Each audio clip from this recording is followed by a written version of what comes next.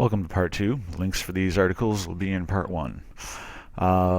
So this is John Miller, the NYPD Deputy Commissioner of Intelligence, which this scumbag's position. See, intelligence is supposed to be for an enemy. So the enemy is us.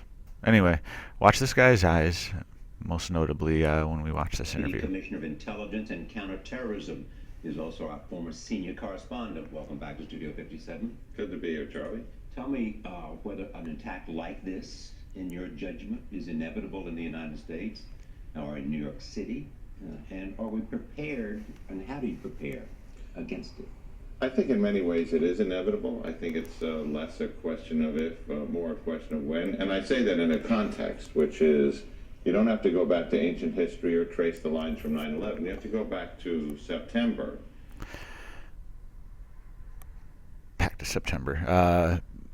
9/11 was a fabrication as far as what the official story is, in case you're not aware. When ISIS put out the call through its official spokesman for people to attack in their own countries with what they have at hand. And then you have to go back to October, where on, I think, the 20th, you see Martin Rouleau run over soldiers in Canada with his truck. That was a very suspicious story and probably not true. The next day, you see Mr. Bibeau attack Parliament with a rifle. That was a complete drill, false flag hoax.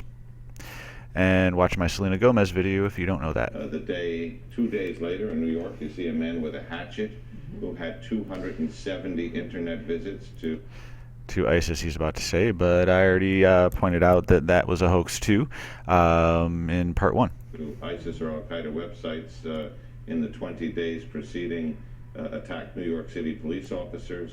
You see the action in Australia. You see the threat level go up in Britain and in Sydney because of ISIS calls directly to people there. Yeah, the beheadings are fake too. I break that down in another video of mine. I believe that video was on the Kasich beheadings, but I don't got my YouTube open right now. I forget what I named it exactly, but anyway. So this is part of the culture of the marketing of violence by terrorist groups. How do you prepare? No, it's the marketing of violence by the people you represent, you scumbag. I am of the opinion that I personally think it's likely that this is all going to amp up to another big old 9/11 style, terrorist attack that is once again perpetrated by the people this guy represents, just like 9/11, and it's going to come right after we get a Republican president, since they're the ones that really like to push the war on terror, while the left-wing Democrats like to push the communistic, socialistic social change. Well, in New York City, the preparations have been going on for 13 years. We have a distinct advantage in that there are 1,000 people in the NYPD who work counterterrorism matters on a daily basis, hundreds more in the FBI who are dedicated to that, not in a part-time way, but in a constant way. And that there's a very strong partnership. There's 400 people in the emergency service unit, which would be the equivalent of our SWAT team. So if you take emergency services, I would think that would be like, firefighters and ambulance, EMTs, yeah. Regardless, that's a lot of militarized police there. Small scenario. I had to back it up here for the reporter's face. Service unit, which would be the equivalent of our SWAT team. So if you take a small scenario. Oh my God, this guy's really serious. It's scary. At one location, as we saw in Sydney, or a wider cast like the Mumbai attacks. Which were also run by the CIA just offshore of Mumbai, India. We're one of the few cities that is scale. Your face cracks me up. Ooh, I'm taking this really seriously. To meet that. The interesting thing about what happened in Sydney is that the person responsible for this had a long history of run-ins with the cops. I mean, he was a bad guy. He's bad. Come on. We're going to come to over here why he was not prosecuted or kept in jail or anything like that. Anyway, fucking play. I mean, he was a bad guy. But as a counterterrorism analyst pointed out in my video, you can't keep 24-hour surveillance on these types of people.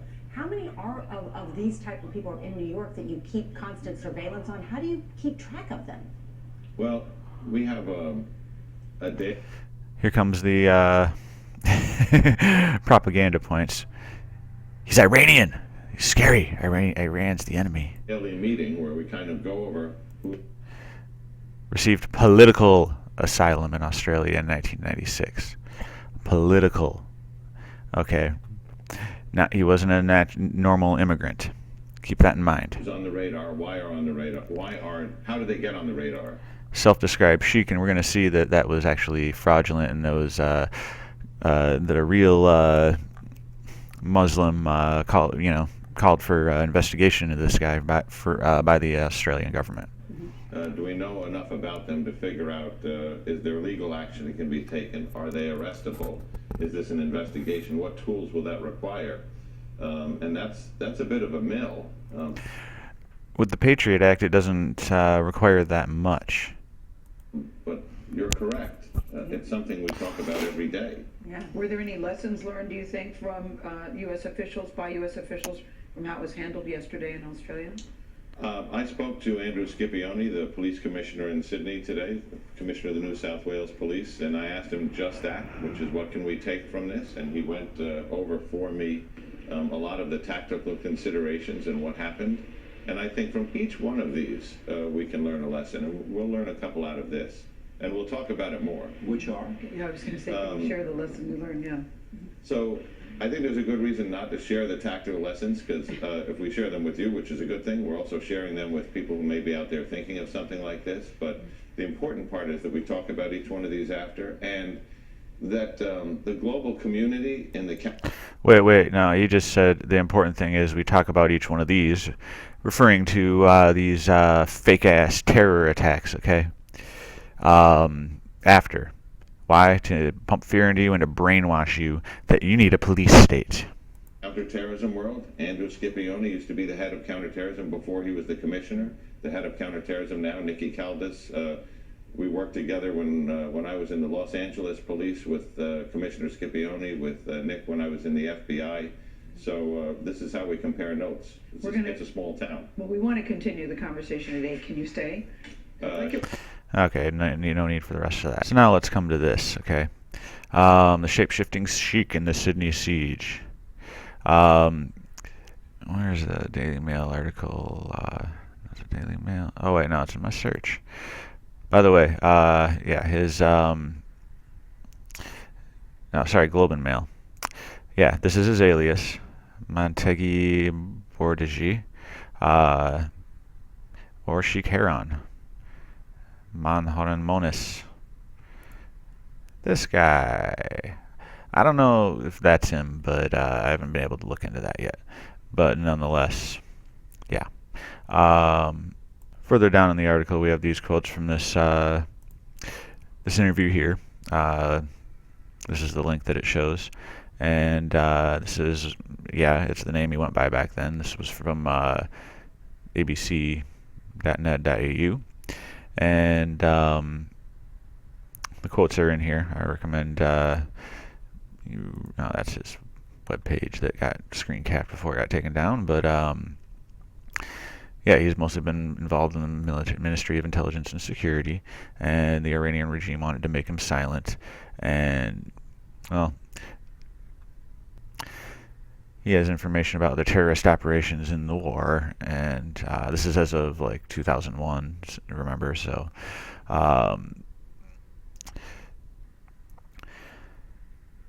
it introduces him as people in Sydney walking past the state parliament buildings in Macquarie Street in recent weeks might have noticed a tall Muslim cleric who has taken up residence in a tent on the footpath outside.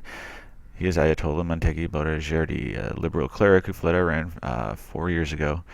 After being very critical of the Iranian regime, and his wife and 2 daughters are now under house arrest in Iran. And I'm assuming this is the ex-wife that he conspired in killing. And he's hoping the Howard government will put pressure on the regime there to let his family join him in Australia. Turns out that his efforts actually did making the perfect poster child for the ongoing anti-Iran pro-war propaganda building at the time. Propaganda continues to this very day and is an integral part of current efforts to overthrow both Syrian and Iranian governments, which is what this terrorist thing is shifting towards, because those are the last two hubs to oppose Israel, America, and Britain in the Middle East. Further down in the article is this new Australian article. Oops. Back in 2008, Sheikh Mosalmani said the federal police should investigate who he is. We don't know him. We have nothing to do with him. They should investigate him. It should be their responsibility. As you can see, here's the name Mentegi Borajerdi, and he was appearing under the name Sheikh Heron, who was not a genuine Shia spiritual leader. From the way he writes his fatwas or religious edicts, I don't think he is a Shia Muslim. And there are no Ayatollahs in Australia. So he's a fraud. Back to Tony Cartolucci's article on Land Destroyer, the current narrative doesn't add up. The history and mental psychological conditions of this individual who sought political asylum in Australia more than 2 decades ago had been discussed with Australian authorities many times. However, were that the case, and had Iran warned Australian authorities of this man, one wonders why he would be allowed political asylum in the first place, let alone allowed to occupy the spotlight amid Australia's divisive landscape for so long, especially in light of his many alleged offenses. Oh yeah, I also missed this, that state-run Iranian news agency said that it had warned the Australian authorities about this guy. This is a screenshot of his webpage. Islam is the religion of peace. That's why the Muslims fight against the oppression and terrorism of USA and its allies, including UK and Australia. So, peace and fight. That's a contradiction. And here's the New York Times article, The History and Mental Psychological Conditions of this Individual who sought political asylum in Australia more than 2 decades ago. It's been discussed with Australian authorities many times. In sum, I recommend you read all of the articles I'm going to link in part 1, and go to all these links in Cartolucci's article here. This being the only part that's wrong so far. Al-Nusra flag, not the Al-Nusra flag. It's not the Al-Qaeda flag either. I broke that down in a previous video. And so this is just yet another government operation. There's others who are breaking down more of the video and such. Sadly, Free Radio Revolution's channel is down. I think that in part is because he's not acknowledging the infringement thing. It wasn't a copyright infringement. It was like gore or some crap like that that people flagged his video for, and Google's giving him no help. But check out my channel and the channels that I am subscribed to, not all of which I completely endorse, but nonetheless, I do endorse Free Radio Revolution quite a bit, and he's got 4 channels total. 3 of them are still up, and yeah, or just remember, I need tacos and burritos to live.